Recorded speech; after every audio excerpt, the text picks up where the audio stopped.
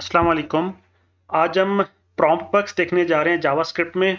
और इससे पहले के लेक्चर्स में हमने अलर्ट बॉक्स और कंफर्म बग्स पे बात की थी और वो हमने सीखे थे।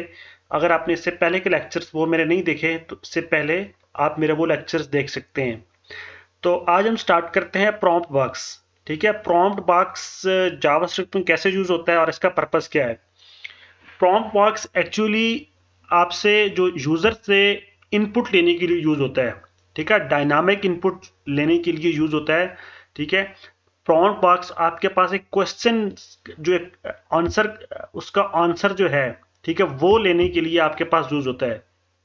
ठीक है, in JavaScript prompt box is use to get input from the user. ये आप लिख सकते हैं अपने पास नोट्स में। मैं रिपीट कर रहा हूं, in JavaScript prompt box is used to get input from the user।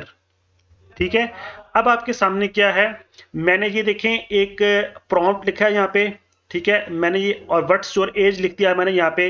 ठीक है, स्टेटमेंट, और इसको मैंने वेरिएबल ए में स्टोर कर दिया है। अब ये मैंने वेरिएबल ए में स्टोर कर दिया, उसके बाद मैं यहाँ पे प्रिंट करवा रहा हूँ डॉक्यूमेंट डॉट राइट ए। ठीक है, जो भी वैल्यू मुझे ए में स्टोर होगी वो आपके सामने यहाँ प्रिंट होनी चाहिए इधर ब्राउजर में। ठीक है, ये क्लिक मी, तो ये मैंने नीचे बटन बनाया, ये मैं आपको बाद में आके समझाता हूं।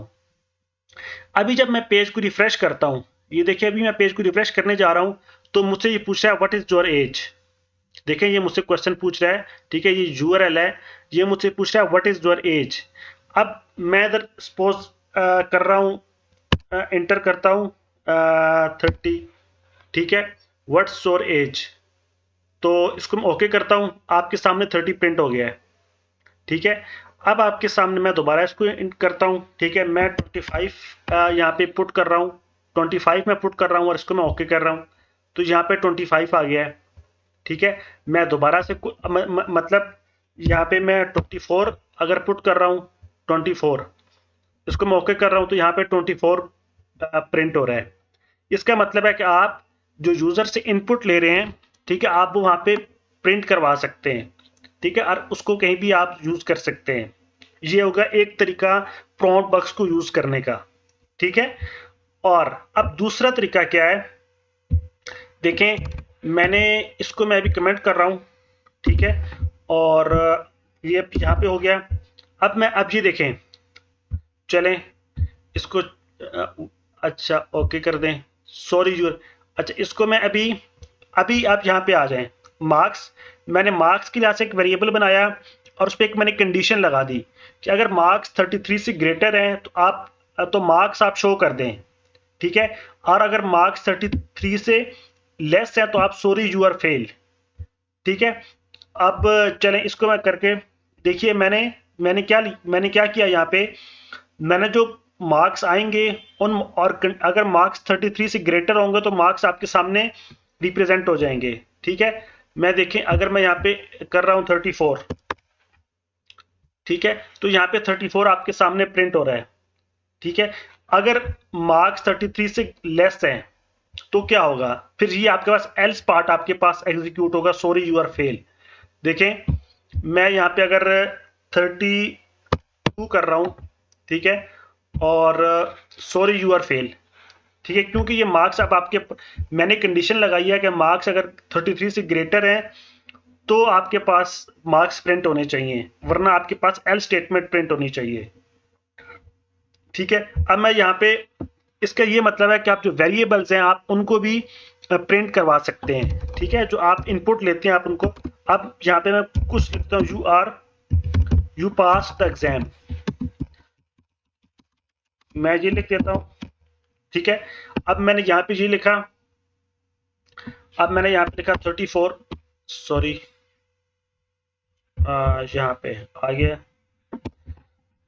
और मैं यहाँ पे 34 इंटर कर रहा हूँ।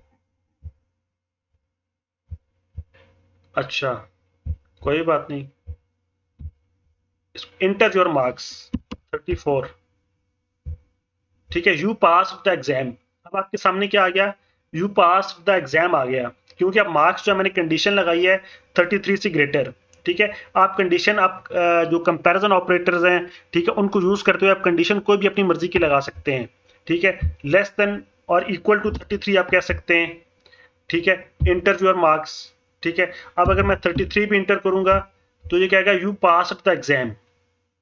अब अगर मैं यहाँ पे इसको 32 कहूंगा तो सॉरी यू आर फेल, ठीक है, क्योंकि यहाँ पे इसने ये आपके पास प्रिंट करवा दिया। तो उसका दूसरा मतलब ये है कि प्रॉम्प्ट को आपको ये को आप कंडीशन में भी यूज कर सकते हैं, ठीक है। प्रॉम्प्ट को एक तो आप जब पेज रिफ्रेश होगा वहां पे आप यूज कर सकते हैं, और दूसरा प्रॉम्प्ट बॉक्स को आप किसी कंडीशन में भी आप यूज कर सकते हैं, इफ एल्स कंडीशन में भी, ठीक है। इफ एल्स कंडीशन में भी यूज कर सकते हैं, स्विच स्टेटमेंट में भी यूज कर सकते हैं, इफ एल्स इफ में भी यूज कर सकते हैं, ठीक है। आगे जाके जब मैं आपको ये इफ एल्स स्टेटमेंट्स पढ़ाऊंगा तो वहां पे भी हम आप इसको यूज कर सकते हैं। अब मैंने आपको पहले भी अलर्ट बॉक्स में और कंफर्म बॉक्स में इसको लगा के दिखाया था, इस पे बटन पे आपको अलर्ट बॉक्स और कंफर्म बॉक्स लगा के दिखाया था। तो अभी भी मैं आपको प्रॉम्प्ट भी एक इस पे मैं लगा के दिखा रहा हूँ आपको, यहाँ पे एक बटन पे ये देखें, मैंने क्वेश्चन के नाम से प्रॉम्प्ट फंक्शन बनाया है। ये मैंने फंक्शन बनाया क्वेश्चन के नाम से, प्रॉम्प्ट वहां पे मैंने डिफाइन किया इंटर योर ईमेल, ठीक है, और यहाँ पे मैंने कॉल कर दिया ये वाला फंक्शन, ठीक है, क्वेश्चन के नाम से। अब क्लिक मी, ठीक है। अब जब मैं क्लिक करता हूं यहाँ पे, अब क्लिक मी करूंगा तो ये मुझसे पूछेगा इंटर योर ईमेल, ठीक है। तो इस ईमेल को आप कहीं भी स्टोर कर सकते हैं, ठीक है। तो इसका मतलब ये है कि आप 2 से 3 तरीके से प्रॉम्प्ट बॉक्स को यूज कर सकते हैं, कंडीशन में भी यूज कर सकते हैं, और उसको किसी बटन की इवेंट पे भी लगा सकते हैं, बटन के साथ भी यूज कर सकते हैं, और पेज रिफ्रेश होने पे भी आप उसको यूज कर सकते हैं। और एक्चुअली ये यूज होता है आपके पास इनपुट लेने के लिए यूजर के साथ। तो ये था प्रॉम्प्ट के बारे में।